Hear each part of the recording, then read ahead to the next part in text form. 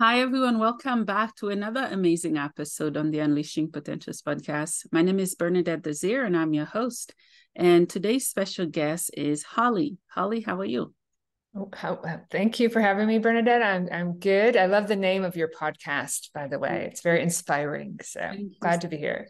Yes, yes. Holly, can you tell us where you're tuning in from?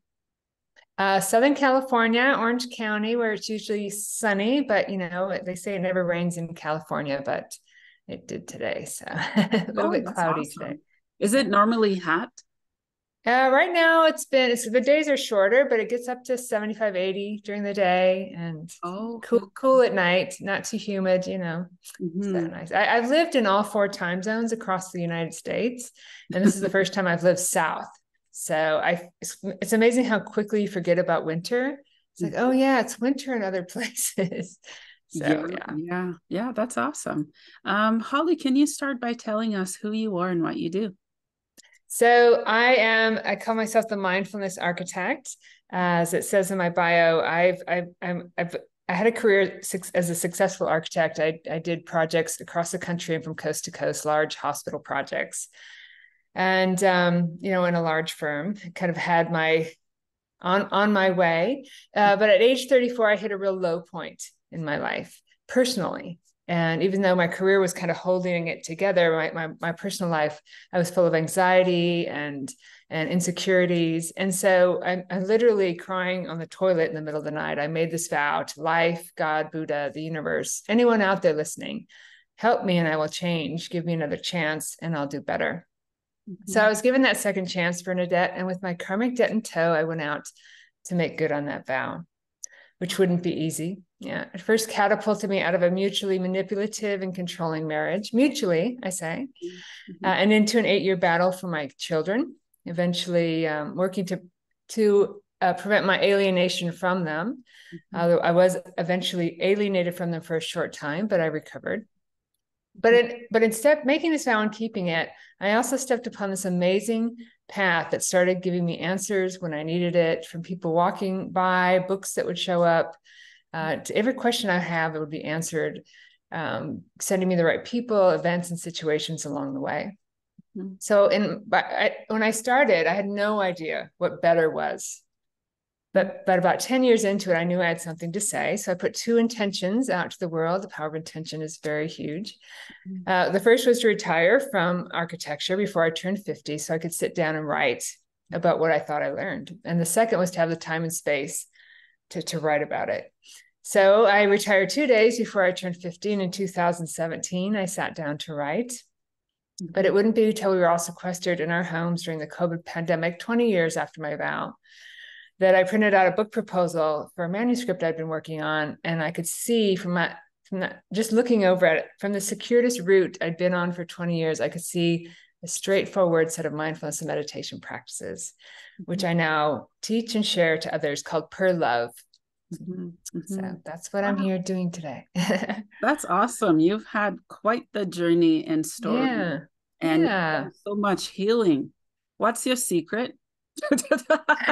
Well, I tell people, and something I learned early on, I studied Buddhism. I actually, in my quest, I looked into neuroscience, and not on purpose, but this is what showed up: neuroscience, psychology, spirituality, and Buddhism, all over that 20 years. They all pointed back to a few simple truths, which was amazing, right? And one of the main things I've learned, and even before kind of my Buddhist study where they teach this, is if you want to learn something, or if you want to change something, or if you really want something to sink in, you have to listen to it over and over and over and over. Like there's a CD that was given to me about 10 years into my journey by Jon Kabat-Zinn, and I loved what it had to say about mindfulness. And so I would play it over and over and over, because the mind works that way. Right? We have 6,000 to 70,000 thoughts a day. 80% of them are negative and 95% repeat. So without our awareness, we've been creating habits by doing things over and over and over again, from which we create our lives. So if you want to do it on purpose, that's it. That's really the secret. You just need to create new habits. Our minds are like a biocomputer, and create the change you want to see. Oh, wow. I love that. How do you apply your history as an architect to what you're doing right now? Yeah, that's really interesting, right? So one of the things I love about these practices is that I didn't make any of it up. As an architect, I managed large, like I said, large hospital projects in Mecca, Saudi Arabia. I worked for Stanford. I worked in the greater New York City area. And as an architect, a project manager, one of the things I'm good at is putting big puzzles together, right? Recognizing pieces that come together. And so this wisdom has been around for a long, long time. And I would say, Bernadette, that my gift is clarity. Mm-hmm. So these practices, pledge, evaluate, recognize, which is the words where you first train the mind, and then locate, open, vest, and expand, the more spiritual part of the formula, where you then open the heart, are all based in from ancient teachings to modern day thought leaders. And my skill was to put them all together in a clear way that people can use every day in the modern world. You don't have to go meditate in a cave for 12 years. You don't have to become a monk or a nun. You don't have to, read a lot of books. It's very straightforward and doable. So that was my contribution to it, I guess. Yeah, I love that. Yeah. What are some of the differences that you noticed on it could be mood or habit or mindset since you started to meditate? It's meditation, it can really bog people down because they can, like, if I'm not doing it right, or do you think you have to spend tons of time doing it? And I actually, meditation is just a tool like any other tool, right? And so the word meditation in Tibetan, gom, means to become familiar with. And that's one of the biggest changes in my life was without awareness, without paying attention. 95% of what we do happens below our level of awareness, in our subconscious mind. And so without kind of paying attention, you are creating life from all these negative thoughts and patterns you've created, and you are reacting to them every day without even really knowing it. Right. So if there's anxiety or pain or anger in your life, there's some pattern in there that could have been caused long ago that's creating it. So for me, meditation was about becoming familiar with my mind, becoming familiar with what's in there, which is the first practice, pledge. You pledge 1 minute 6 times a day to meditate, just 1 minute, right? And the trick is, if you do it 1 minute 6 times a day, eventually over 3 weeks, it becomes a habit. It happens automatically, right? And then if you have a habit of watching your mind, you then can become familiar with it. So it's not about necessarily that you have to sit for 30 minutes every day, or if you don't, it's just about paying attention, it's a tool to help you become familiar with what's going on in here. Yeah. Yeah, I love that. I meditate, and it Oh, you didn't do? start. Yeah, I do. I can't sleep without it. I'm trying to do it twice a day, but for sure once a day before bed, and I fall asleep meditating and listening to stuff. I love that, Bernadette. I actually do too. I like, my favorite time to meditate is when I'm laying down. So I call our thoughts, emotions, and feelings our TEF, right? That's all the stuff that's going in your head. And it's usually at night when you're laying there that you can start to just relax and look for the spaces in between your thoughts, emotions, and feelings, because that's where your wisdom is. Yeah, I do too, at night for sure. In the mornings too. Yeah, night times used to be the worst for me because I know I'm not alone. Once we're rested, we're thinking of the million different lists that we did not accomplish, whether it's from last week or yesterday. It's just the monkey mind. It just goes on and on and on and on. The monkey mind, right?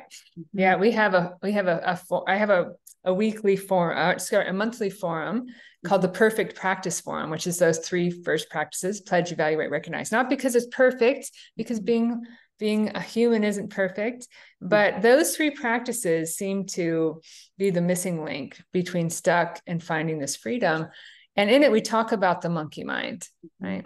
And how you can, if you grow your awareness in meditation, which is a power everyone has to do, but as soon as that thought comes in, you're in it and you're baking in it and you're jumping around in it. But the more you grow your awareness, and become aware, evaluate these patterns, recognize them as they come up in your daily life, the more you can see them, the more distance you create from them, and the more you can see them for what they really are, right? Which is just thoughts, right? A lot of them aren't true. A lot of them are just repeating. And that helps you to find that peace. Yeah, yeah. In your own words and opinion, what are some myths that you've heard about meditation and mindfulness?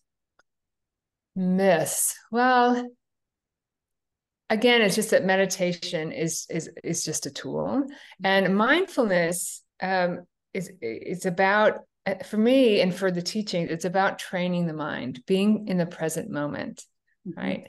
And so it's really a powerful thing you can do, and again, another tool to help you train your mind. So one of the things I try to do in the practices is to say, it doesn't take a lot of time. It just takes your attention. It takes a commitment that I'm going to be aware of what's going on in my mind. And I'm going to kind of evaluate my patterns, recognize them as they come up, and respond to them with wisdom. And we just finished our first year in the forum, and we're heading into our second year where we're kind of going back a year and repeating all the things that we just learned.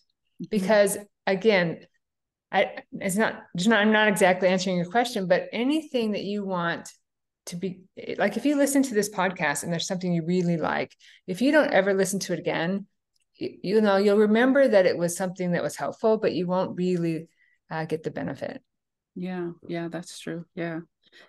And, for me, before I started to meditate, I had to discover what mindfulness and meditation was for myself.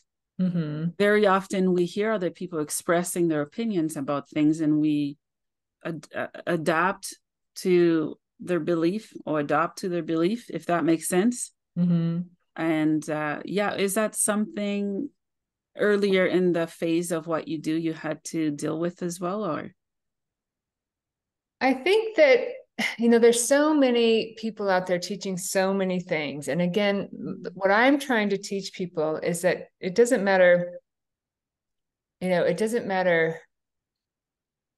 You don't have to dig back into it and go back through the pain. You just have to understand what the thoughts are and what the patterns are. And what you're reinforcing and what habits you're creating. So actually, for the first 10 years, I didn't really know what I was doing at all, right? I was just, if you put an intention out there, and that's the great thing about it, Bernadette, you actually don't have to know how to get somewhere.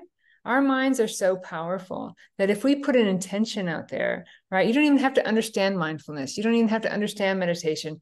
You just have to have a goal. Like I had that goal, that vow, which I kept going back to, and things will show up for you, and understanding and clarity will come, right?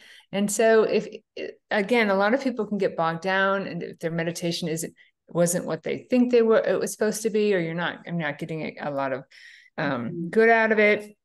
But there's actually a lot of other tools that you can use. I tell people there's a lot of other tools you can use that are also beneficial, and I'll tell you why, like compassion and gratitude and forgiveness.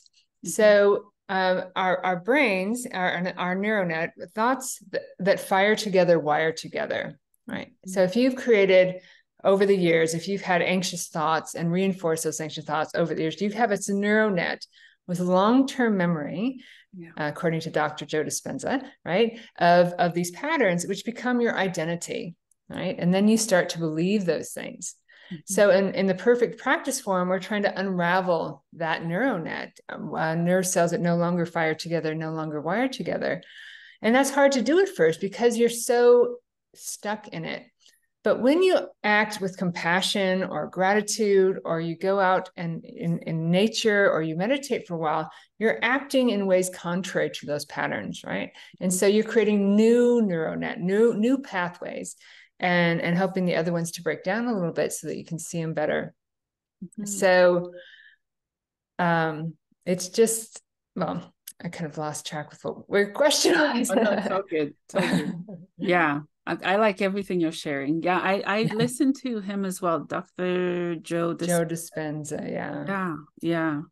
There's His a movie in story. 2004, What the Bleep Do We Know? Have you heard that movie or listened to it? No, no. If you haven't seen that movie, it used to be free on YouTube, but now I think you have to run it through Gaia, right? They have it, but I I would have watch Gaia. it. Yeah, Yeah. go watch that movie. What the Bleep Do We Know? He's in it, and as well as others. Watch it over and over and over. It's half documentary and half story. Marlene Matlin is in it, and it was one of those first things that I listened to over and over. And again, at the beginning, I really didn't know where I was going, but I know that was telling me something. Yeah. And so if you hear anything that tells you something, listen to it over and over and over. It's my biggest message to anyone. Yeah, I agree. Can you tell me more of your experience with Buddhism?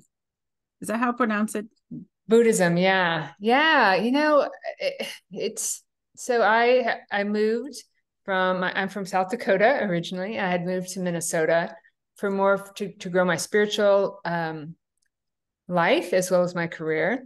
I tried Zen Buddhism there, which really wasn't for me, and some other spiritual classes. And then I moved to the East Coast.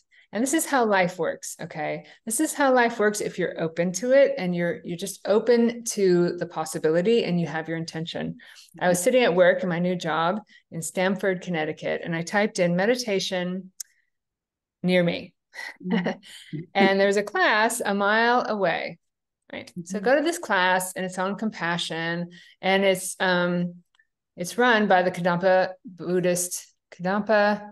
Buddhist lineage practices, teachers. And about 2 weeks into the class, I hear another student say, "Hey, I'm looking for a deeper study. Is there a deeper study?" And this woman, and she says, "Well, we just finished a book study of 5 years. And in 2 weeks, we're going to start a new one on the New Heart of Wisdom by Geshe Kelsang Gyatso, which is all about emptiness, right? And emptiness is the place beyond our thoughts, right? It's a place where everything exists, it's a place that accepts everything, but is affected by nothing, right? So just by Googling that, in 3 weeks or 4 weeks, I was in a 2-year-long book study on the biggest teachings they have in Buddhism. And so I studied, and it's what showed up, right? And I studied every year, every week. I went to classes twice a week. I read, and it really taught me a lot.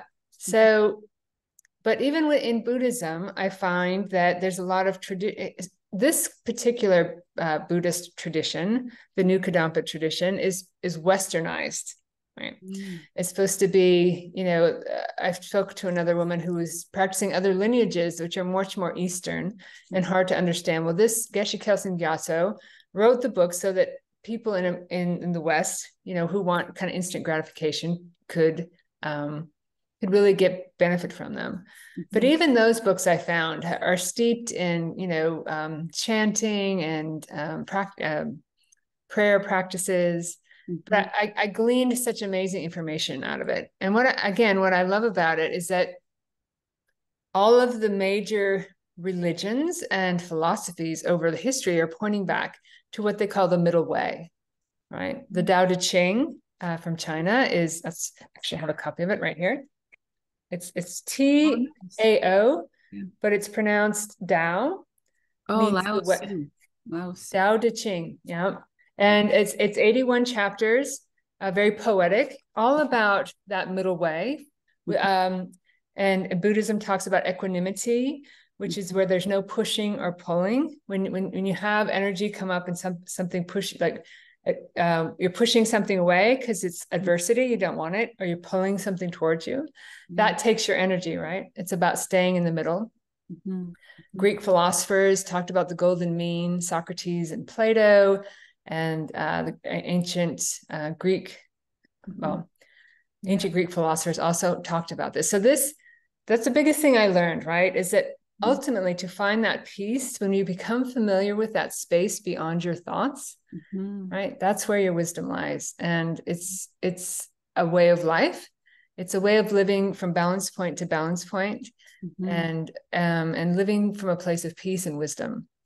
which Wow. is what the ultimate goal is in our perfect practice form. That is so beautiful. Yeah, thank you. Throughout my year or so, learning about meditations, I've listened to all types of music.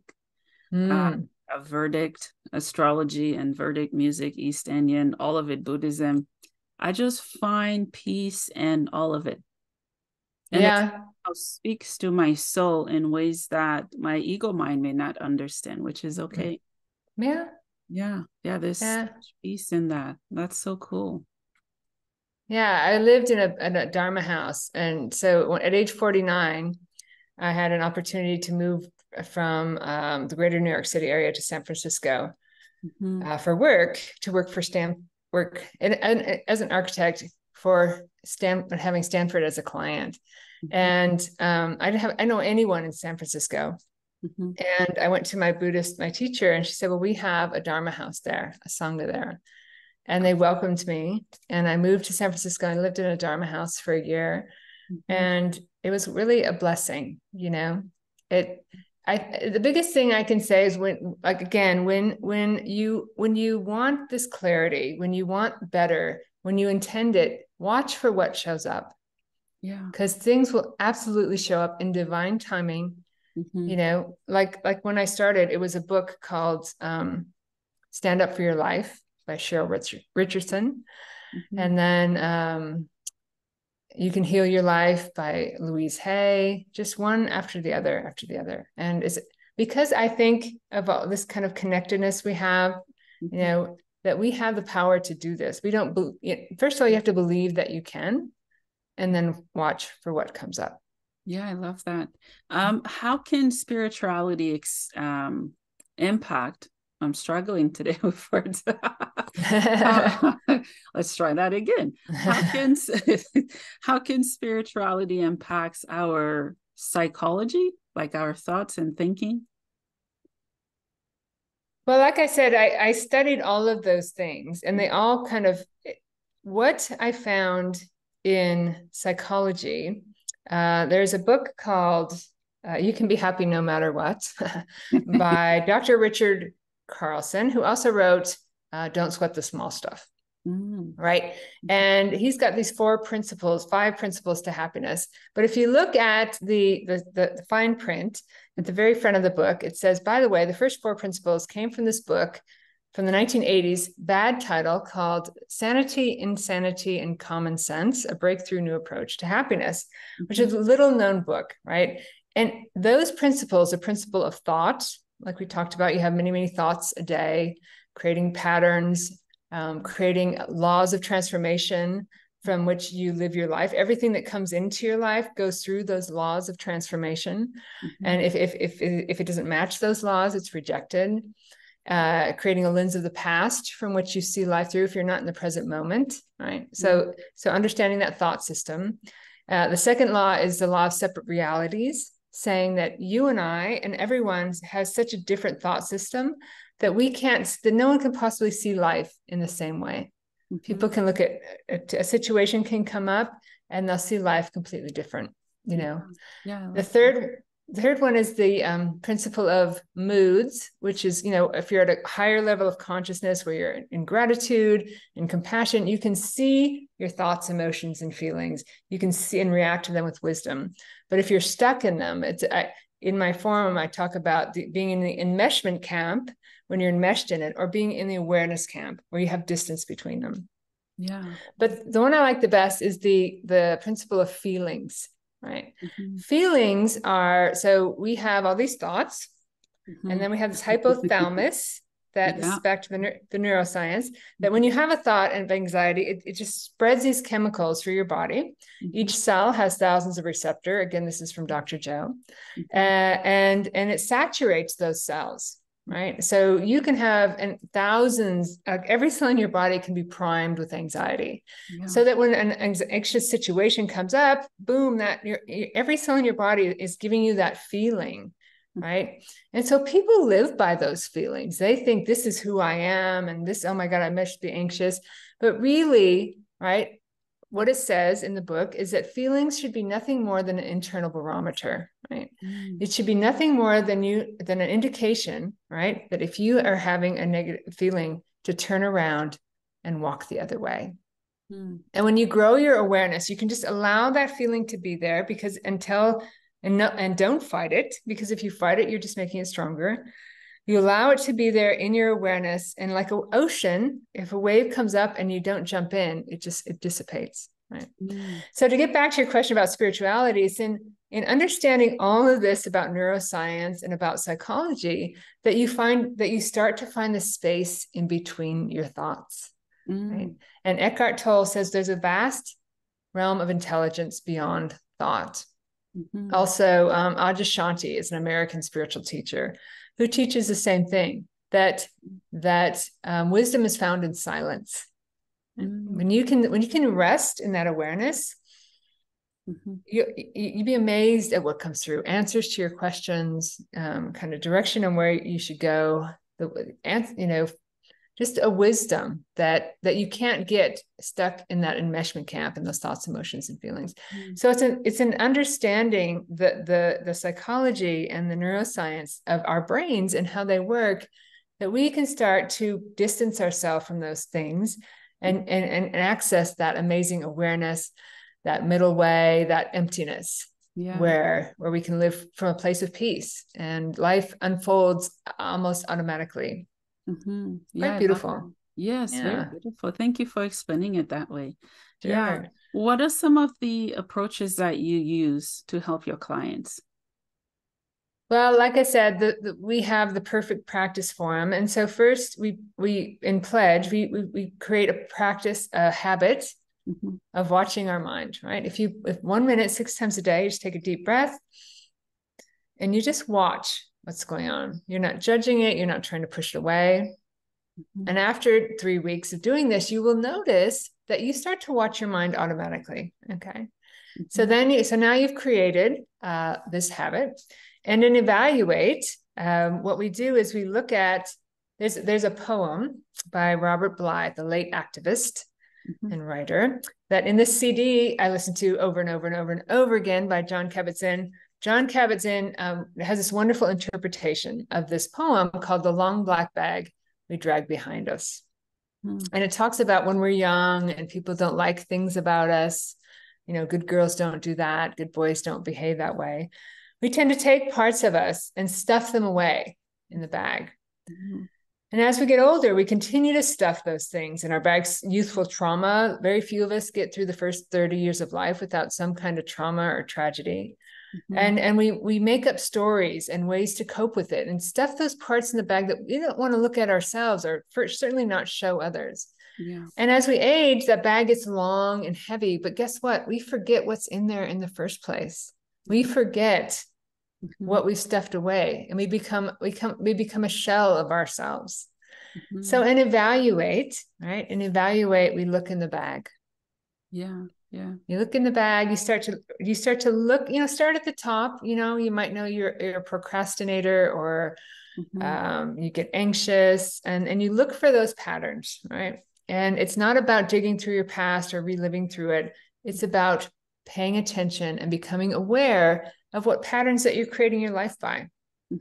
So we have practices that we do that with. And then the goal is to recognize them as they come up in your daily life. My son just got married to his beautiful bride on the 4th of November. And it was, there's family coming from all over to Miami, Florida. And I just decided, I had the mindset, it's going to be a wonderful, beautiful wedding. And I'm going to go there. I'm on team Nate and Sherry. And it was the most wonderful wedding.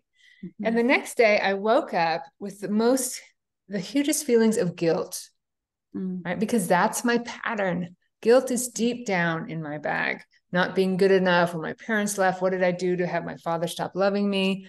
Right. So even though it didn't match with the reality, this guilt came in. Oh, you said this, and oh, you did this. But I was able to recognize it.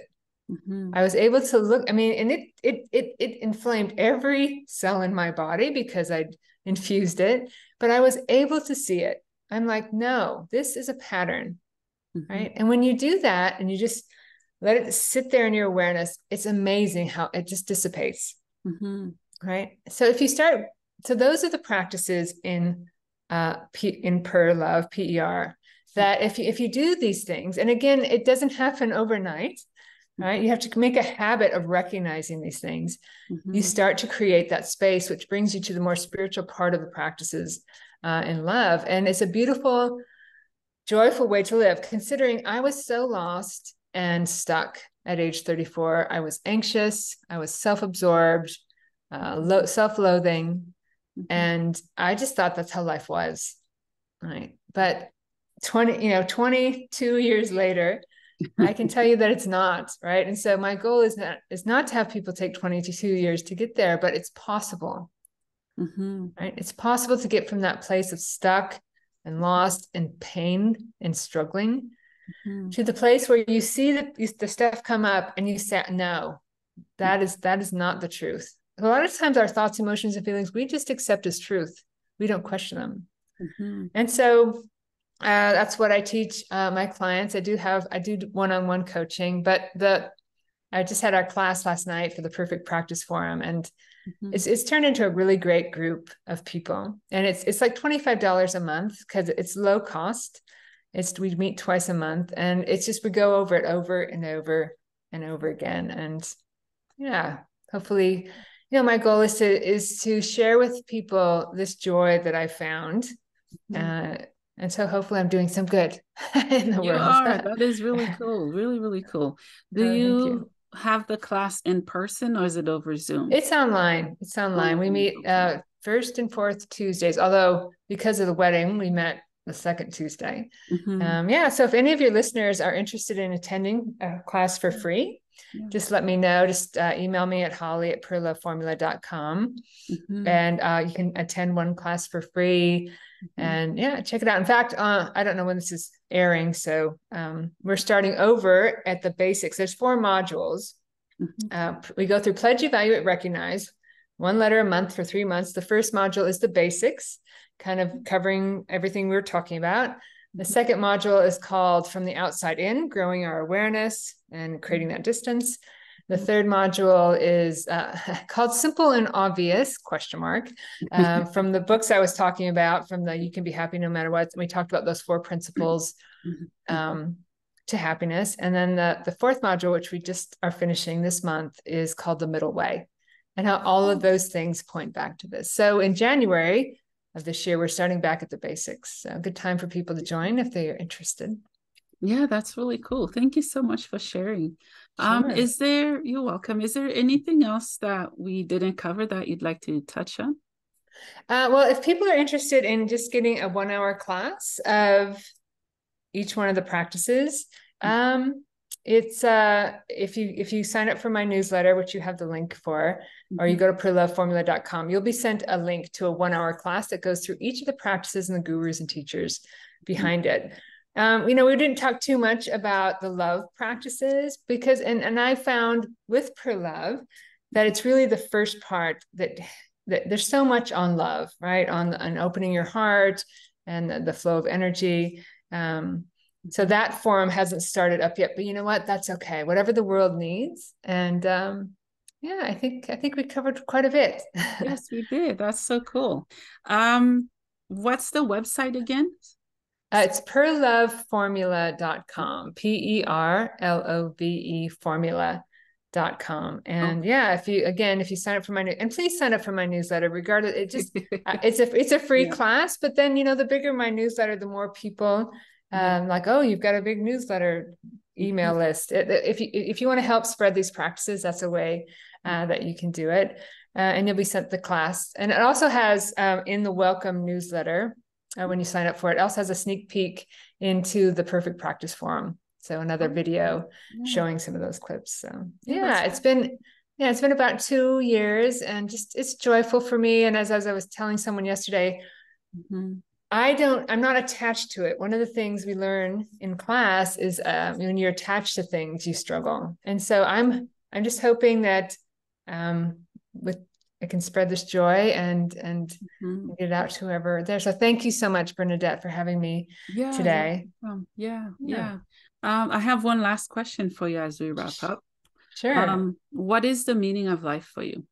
What is the meaning of life? You know, when you get into the love practices, that's a big question, right? Yeah. When you get into the love practices, okay, and you find this space that you, in between your thoughts, emotions, and feelings, and you grow that space, okay, and you start to not attach so much to this experience of life. I believe that humanity is the evolution of consciousness, right?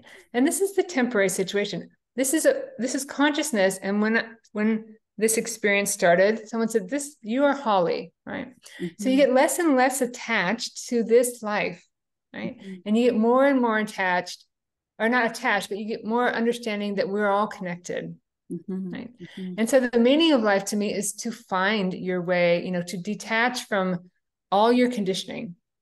Yeah. Right. Because right away, you're told this and that. When you can let that go and stay in the middle, life is wonderful. It's a beautiful exploration. You're not afraid to die because you understand that this is the experience. This is the temporary experience. So life to me is about finding that connection back to consciousness and living fully in it. It's beautiful. It's amazing. I love that. Well, Holly, thank you so much for your time. Thank you for all you do, and thank you for sharing your story and heart with us. Yes, thank you, Bernadette. And best of luck to everyone in the new year. And please let me know, email me with any questions. I'd be happy to answer them. Awesome. Thank you so much. All right.